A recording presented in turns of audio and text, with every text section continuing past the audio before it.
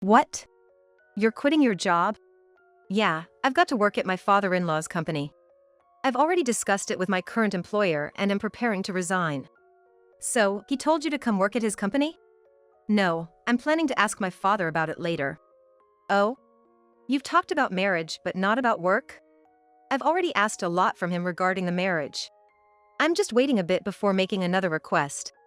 I'm happy I won't have to work at the same place as you anymore, but are you sure you want to quit a job you've had for so long? Of course. I'm gonna be welcomed with open arms and great conditions. Who wants to work forever for a measly salary? But you haven't even discussed this with the boss yet, right? That's easy. If I ask, it'll be done in no time. Next in line to be the boss, huh? That's a big jump. 2 days after our divorce, I ran into my ex-husband. It seems he remarried within these 2 days. And the new wife? A 19-year-old heiress. He's all set on taking over her family's company. I'm marrying a 19-year-old heiress. Goodbye to the life of a penniless. Then, bye. They seemed satisfied, gloating about their happiness as they waved goodbye with smiles. Seeing my naive ex-husband and his young, inexperienced heiress, I started feeling amused. He's not cut out to be a boss. Because what that girl is saying is, my name is Emily. I'm 30 years old and work in corporate insurance sales. Honestly, my sales are pretty average, and my salary isn't all that high. But I don't hate my job. Since I pitch to companies, I often deal with HR personnel, but sometimes I meet with big shots like CEOs and directors. These people, unlike someone like me who's just a small part of the company, have all sorts of ideas. Just talking to them can be a learning experience, and they often make me see things in a new light. However, some of them can be quite eccentric, leaving me at a loss for how to react. Look at this. This is my daughter, she's in high school. She's adorable. This was taken on a trip, and this one's her relaxing at home. Whenever I go to talk about insurance, there's this CEO who spends at least 30 minutes showing off pictures of his daughter on his phone. Every time, I struggle to respond. I wonder if his daughter knows her photos are being shown to strangers. Being a teenager, she might not like it. But I guess it's not my place to comment on someone else's family or parenting. Right, she's very cute. Can we get back to our discussion now? So, I try to find the right moment to steer the conversation back on track as quickly as possible. Certainly, my husband, who prioritizes efficiency in his work, wouldn't bother with timing like I do. He'd swiftly change the topic. My husband, Michael, works at the same company as me, and even in the same department. Michael and I got married 2 years ago. We met at work, of course. He was 2 years my senior and initially, we were just colleagues. Just propose this plan for now. But both plans have their merits, don't they? If they complain about the first plan, then offer the other as an alternative. What if they decide on the first plan and later have issues because we didn't introduce the other? When that happens, we'll just deal with it. Worrying about potential problems that might not even occur is just inefficient. When I first joined, I thought Michael was somewhat careless in his work. But working together showed me that wasn't the case. He's all about quick decisions and actions. It's not because he's sloppy, but because he bases his actions on solid knowledge and experience. He rarely makes mistakes. And on the off chance he does, he has the skill to manage the fallout. Over time, I came to admire his efficiency and how he handles a lot of work with ease. Our romance didn't have a dramatic beginning. We just naturally started dating after spending a lot of time together at work, having lunch and dinner together. Workplace romances are often like this. Maybe it's about becoming comfortable with each other's presence. Even after marriage, I still respect him as a colleague.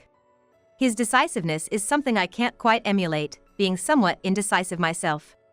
But that same quality of his led to an unexpected situation. We continued working at the same place after marriage. There hadn't been any major changes in our lives until 2 years into our marriage. I'm pregnant. 3 months along. Really? That's great. Hearing my news, Michael raised his arms in joy, almost hitting the ceiling. 2 years into our marriage. We had been worried about not being able to have a child, so it's no wonder Michael was overjoyed like a kid himself. If I didn't have to be careful, I'd be jumping for joy too. I'll handle the cooking and cleaning. Just sit back and relax on the weekends. But my belly isn't even that big yet, and I feel fine today. I can move around, you know? That's exactly the kind of carelessness I'm talking about. What if you get tired from cooking or slip while cleaning? All right. I guess I'll take it easy then. I couldn't help but laugh at the serious look on his face. He's always helped around the house, but since finding out I'm pregnant, he's been even more proactive. It's sweet that he's so concerned about my well-being, but with him doing so much, I find myself with more free time than I know what to do with at home. It's a luxury problem, I suppose. 3 months after he started treating me like a princess, I began handing over my work responsibilities as I prepared to take time off for childbirth and childcare. Since we work at the same place, Michael would be taking over some of my tasks. This company is due for a renewal soon, and that one is worried about liability risk, so suggest this plan to them. Yeah. You don't need to explain in detail. Just give me the company info and the insurance status, and I'll handle the rest.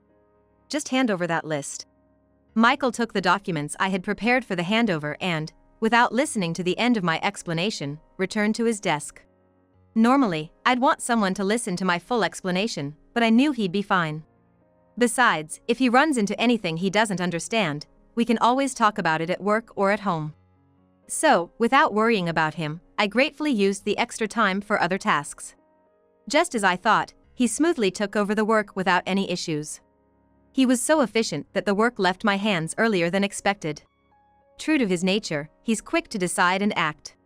He's always fast in both judgment and action.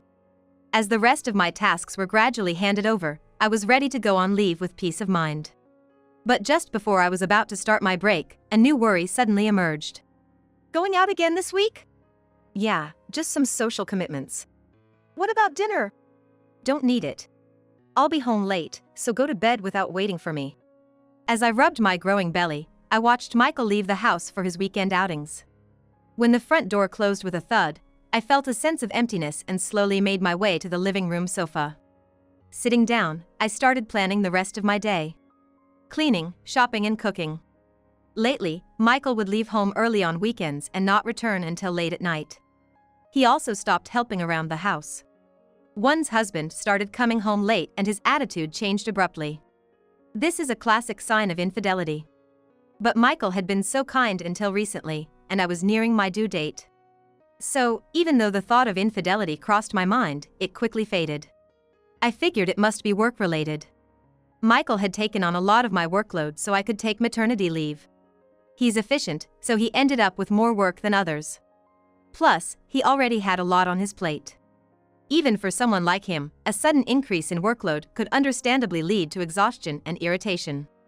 Thinking the change in Michael was because of me, I became overly conscious of his reactions. At work, I'd glance at him, trying to gauge his mood. At home, worried I might irritate him, I spoke less. When I absolutely had to talk to him, I carefully picked the right moment and watched his expressions. With his attitude change and my cautious approach, it was inevitable that our relationship became strained. I began to feel a distance between us. However, that gap was filled by our child. Wow, she's adorable today too. You say the same thing every time. You're with her 24/7, but I'm not. Let me enjoy this. Okay. After a while, I took maternity leave and gave birth. Now, I'm at my parents' house with our daughter. Since it's close to our home, Michael visits every weekend. He arrives in the morning and stays glued to our daughter until the evening.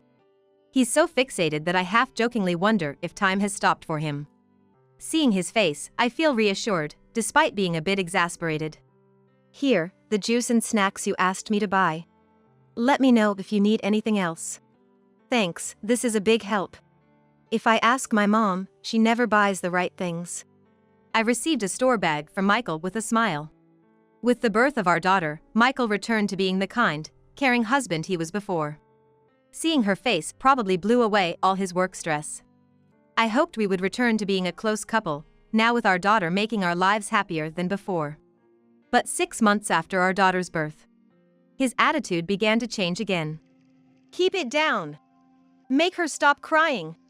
Don't be ridiculous. I took our crying daughter from the bedroom to calm her. Her night crying was a challenge for me too. But it's something unavoidable. In the living room, I soothed her until she stopped crying.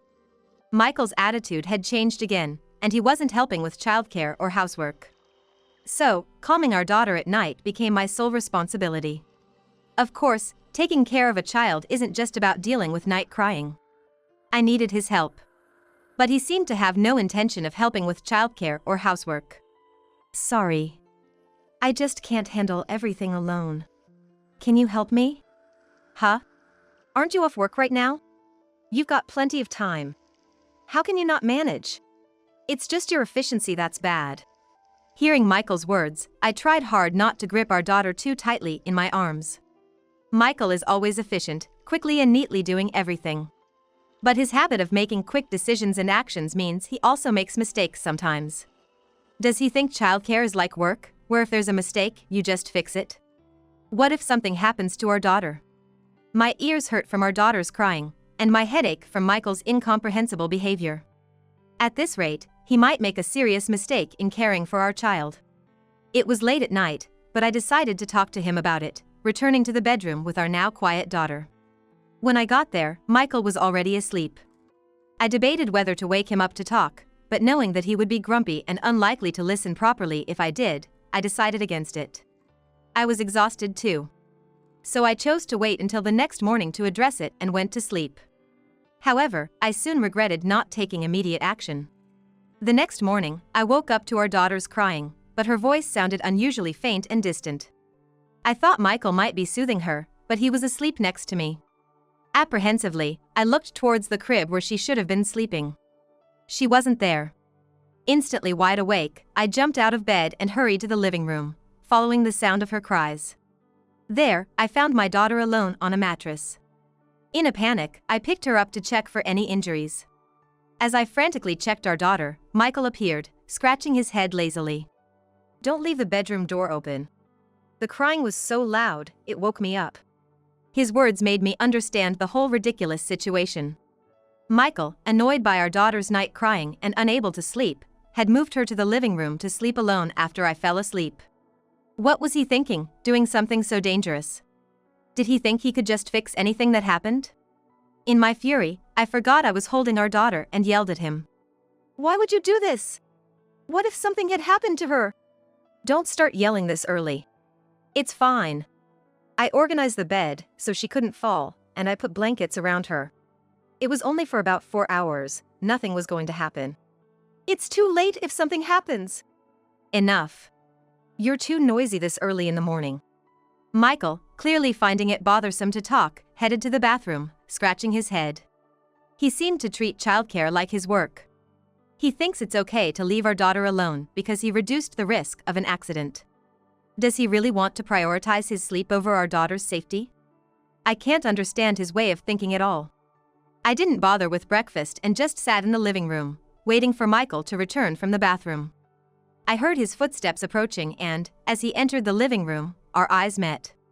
He looked clearly annoyed and started getting ready for work without a word. He left the house an hour earlier than usual. I let out a heavy sigh, realizing I could trust him with work but not with being a father to our daughter. That evening, Michael returned home earlier than usual. Hearing his arrival at the entrance, I checked the clock. It was just past 6 p.m. I thought that Michael coming home early meant he wanted to talk about our daughter. If we could discuss our married life and how to care for our daughter, maybe we could improve the situation. But as he entered the living room, he thrust divorce papers in front of me and uttered unbelievable words. You're not needed anymore. Let's get a divorce. Michael seemed determined to make quick decisions and actions, even about divorce. Faced with such unexpected and nonsensical words, I thought anyone would be left dumbfounded. However, I was already filled with anger towards Michael due to his recent behavior and, above all, his treatment of our daughter this morning. His unreasonable demand was the last straw. Upon hearing his words, my anger reached its peak in a fraction of a second. If it's a divorce you want, I'll be the one to ask for it. I snatched the divorce papers he was holding and, grabbing only my wallet and keys, I left the house with our daughter. Our divorce was finalized smoothly. Both of us were willing, but a significant reason was that Michael readily agreed to generous child support. After leaving the house and getting divorced, I started living at my parents' house with my daughter. I have a job, and my parents are helping with childcare, so I'm not worried about the future. The divorce was less shocking than expected, mainly because Michael's behavior had been the cause, and what he did to our daughter was appalling. However, the thought of working with my ex-husband again after my maternity leave ends does dampen my spirits. But I still have about half a year before returning to work, so I hope my feelings will change by then. 2 days after the divorce was finalized, I left my daughter with my mother and decided to wander around town for a change of scenery. Just as I was about to enter a shopping mall without any particular purpose, I ran into the last person I wanted to see. I was caught off guard and didn't notice his approach because of the automatic doors. I tried to pass by, hoping he hadn't noticed me. "Hey, isn't that Emily?" I wished he would just keep walking, even if he noticed me. But my ex-husband, Michael, deliberately stopped me as I tried to pass by. Pretending not to notice, I kept walking deeper into the shopping mall, but he went as far as to grab my shoulder to stop me. "Hey! Don't ignore me." "Oh, it's you."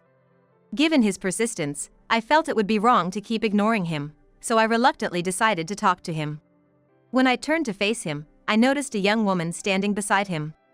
I couldn't help but stare at her in disbelief. "You're curious about her, right?" "I knew you would be." It seemed Michael stopped me to explain about this woman. He was already grinning.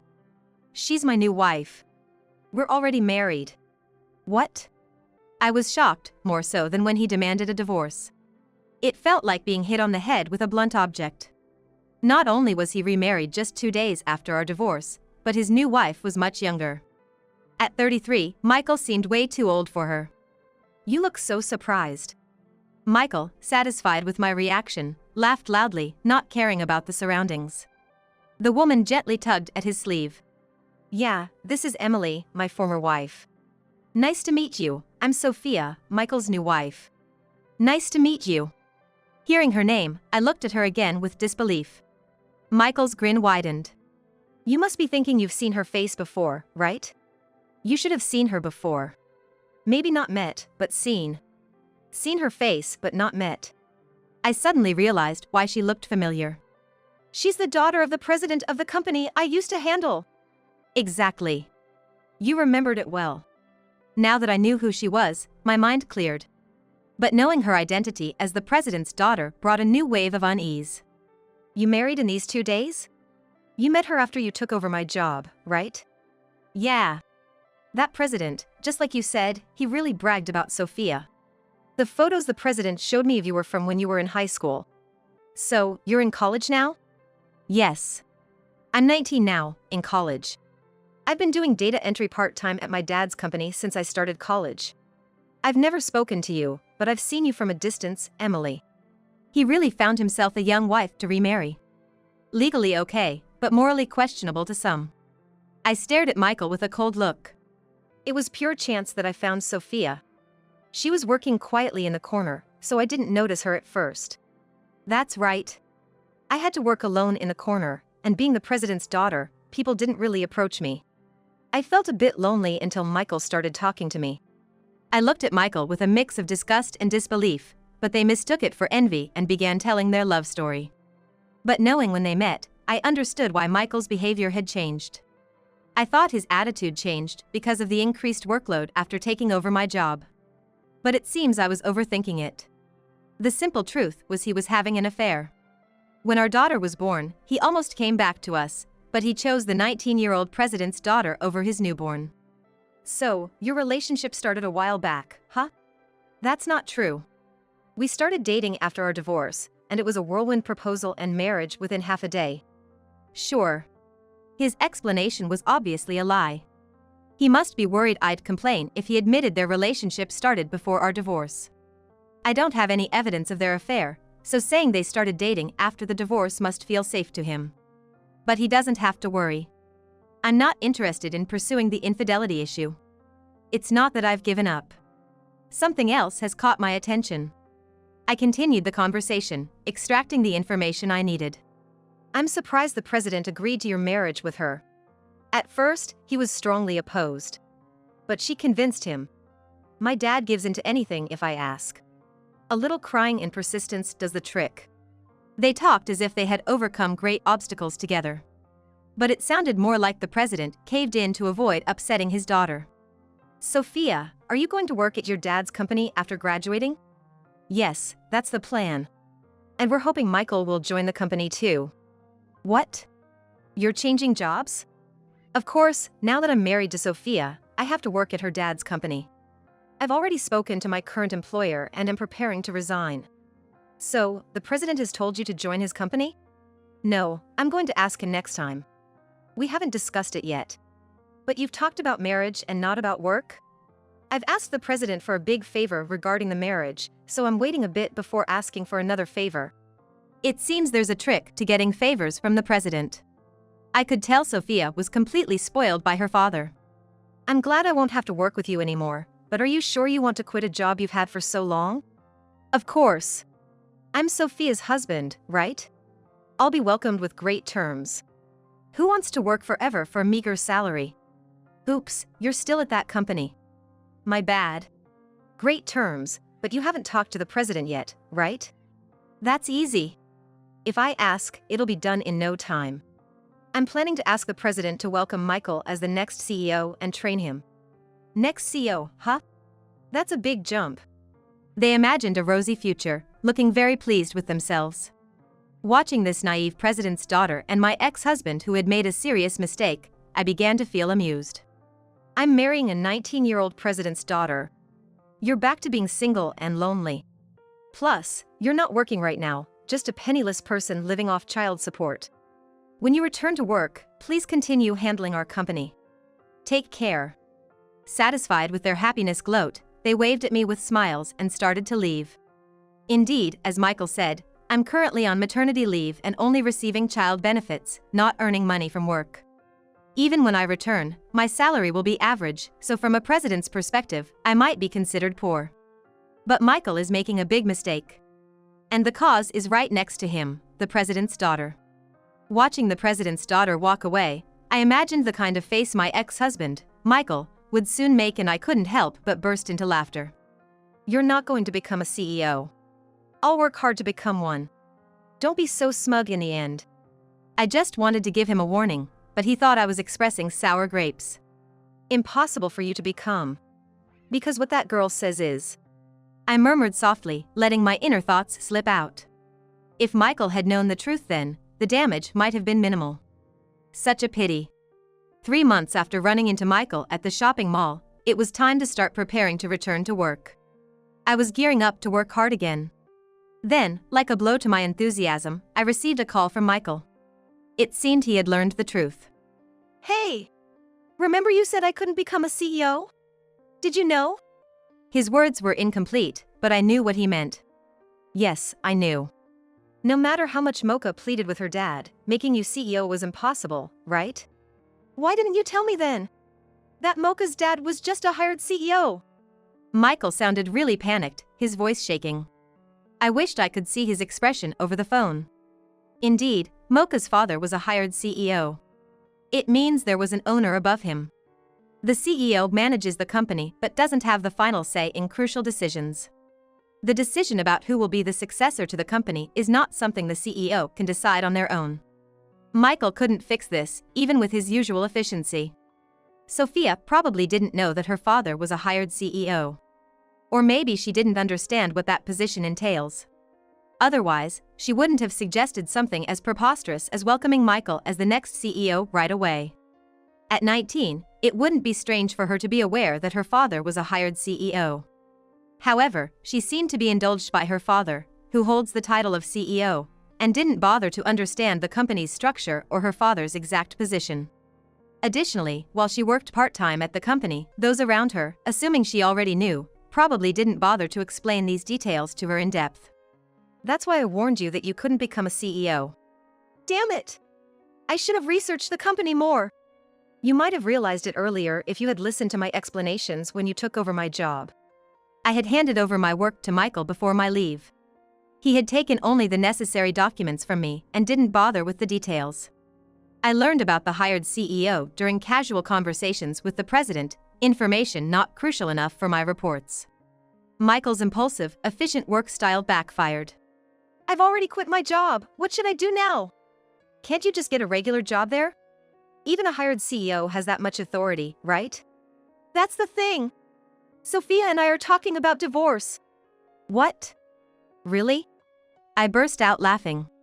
How much more could this president's daughter and Michael amuse me? It was as if they were doing it on purpose to cheer me up. We've only been married 3 months. She's always complaining, won't do housework, just wants to go out. Well, that's typical for a 19-year-old college student. I had overlooked something important. Michael remarried a 19-year-old college student. At that age, they're full of life and love. Surrounded by others enjoying campus life, being married and restricted would be hard to bear. Especially for a president's daughter, spoiled by her father. Perhaps she initially liked Michael, but reality hit her after marriage. Michael's new wife likely married him in the heat of a passionate romance, but probably couldn't endure the gap between ideal and reality. It's understandable for a 19-year-old college student. Michael's choice to propose so quickly, thinking he'd benefit from marrying the president's daughter, was also to blame. In a way, she might be a victim too. You didn't think about her at all, only about yourself. It's your own fault. So, how's the divorce proceeding? She's 19, you know. You better not be trying to manipulate her into getting back together. That's just it. I haven't been able to contact Sophia since she left the house. Then how are you handling the negotiations? The president got involved. Sophia ran back to her parents' house, asking her father for help. Then he contacted me. Said he won't forgive me for making his daughter cry. Told me to wait for a call from his lawyer. I shuddered, imagining the angry president. He adored his daughter, showing off her pictures to others. Despite marrying her off, she returned home crying for help within 3 months. I can understand why he couldn't forgive that. Even as a hired CEO, a president is still a president. He has money and power. Given that such a person told him he wouldn't forgive him, it's no wonder that he is trembling in fear. Emily, what do you think I should do? I don't know. Figure it out yourself. I ended the call with a laugh. Feeling better knowing Michael was in trouble, I decided to take my daughter for a walk in the park. A few days after Michael's call, I received a call from Sophia. She wanted to meet me. I was a bit cautious, but the young president's daughter could also be seen as a victim of my ex-husband. Feeling somewhat sorry for her, I decided to meet her at a cafe nearby. Sorry, she said, handing me a clear file as soon as she sat down. Inside were printed messages and photos of her with Michael. It's evidence of the affair. Why are you giving me this? She didn't answer, just looked down. Well, her inability to answer probably says it all. Probably her father, the president, told her to give it to me. But if he had directed her to hand over evidence of an affair, that raised problems. So, this encounter was her way of apologizing for her actions. That's all there is to it. I hadn't planned to claim for the affair, but I needed to maintain a relationship with her father's company. I tucked the file into my bag, feeling burdened. He also needed to pay child support. But he was currently jobless. When we divorced, we split our savings, so I knew his financial situation. Michael had called me a penniless person, but it seemed like karma hit him harder. He needs to find a job fast, as his savings will quickly run out. I'm living with my daughter at my parents' house. Like Sophia, I'm relying on my parents. But I'm paying my rent and living expenses, unlike her. My daughter is growing well. With my job return approaching soon, I'm ready to work hard for the sake of my daughter.